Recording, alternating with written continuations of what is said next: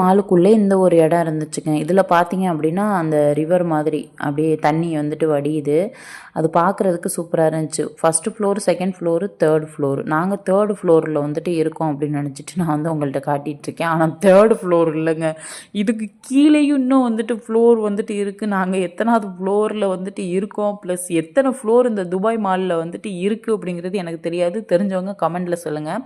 இந்த தண்ணி வந்துட்டு ரீசைக்ளிங் ப்ளஸ் வடியுது இல்லையா, திருப்பி மறுபடியும் மேலே போயிட்டு மேலே இருந்து வடியுது. ஆனால் ஒரு துளி பாசம் இல்லை. நம்ம ஊர்லலாம் வந்துட்டு ஒரு குடத்துல ஒரு வாரம் தண்ணி வச்சோம் அப்படின்னா ஒரு வாரத்துக்கு அப்புறம் பாசம் பிடிச்சிருது.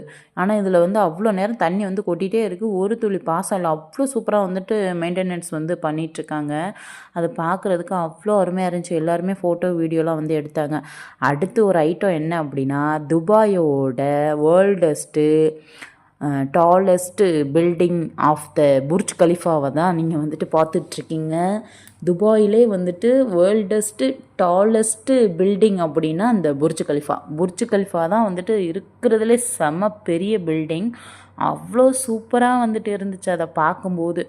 அங்கனக்குலாம் நின்று வீடியோ ஃபோட்டோ எல்லாமே வந்து எடுத்துகிட்டு வந்தோம். என்ன அப்படின்னா உச்சி வெயில் மண்டையை பொழந்துச்சு, இருந்தாலும் இன்றைக்கி வீடியோ எடுக்கிறோம்டா அப்படின்ட்டு வீடியோ ஃபோட்டோ எல்லாமே எடுத்துகிட்டு அதுக்கப்புறம் தான் வந்துட்டு சாப்பிட போகணும் அப்படின்னு சொல்லிட்டு வந்து வீடியோ வந்துட்டு எடுத்துகிட்டு இருந்தோம். காலையில் வந்துட்டு எதுவுமே வந்து சாப்பிட கிடையாது, கிளம்பி அப்படியே வந்தாச்சு. அதுக்கப்புறம் பார்த்தீங்க அப்படின்னா ஒரு ஹோட்டலில் போய் சாப்பிட்லாம் அப்படின்னு சொல்லிட்டு கிளம்பியாச்சு.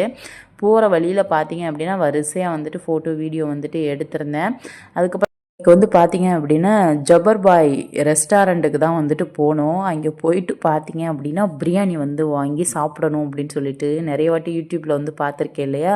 ப்ளஸ் இன்றைக்கி வந்துட்டு போயே ஆகணும்னு சொல்லி எங்கள் வீட்டுக்காரு, என் அண்ணா எல்லோரும் இழுத்துட்டு அங்கே போயாச்சு. அங்கே போயிட்டு பார்த்தீங்க அப்படின்னா ஜபர்பாயோட பிரியாணி வந்துட்டு சாப்பிட்டாச்சு. செம்ம டேஸ்ட்டாக வந்துட்டு இருந்துச்சு. என்னோடய ஹஸ்பண்ட் வந்துட்டு மட்டன் பிரியாணி, நானும் அண்ணாவும் வந்துட்டு சிக்கன் பிரியாணி, சிக்கன் 65 இதெல்லாம் வாங்கி அதுக்கப்புறம் சாப்பிட்டோம். கொஞ்சம் தான் சாப்பிட்டோம், அதுவே வகுறு நெப்பிருச்சு. அதுக்கப்புறம் பார்த்தீங்க அப்படின்னா நம்ம புத்தி எங்கே போனாலும் விடாது, மறுபடியும் பார்சலை கட்டுன்னு சொல்லி சாப்பிட்டது மிச்சம் இருந்ததெல்லாம் பார்சல் கட்டிட்டு நேராக வீட்டுக்கு வந்தாச்சு. ஆனால் இன்றைக்கி சண்டே வந்துட்டு சூப்பராக செமையாக வந்துட்டு போச்சுங்க.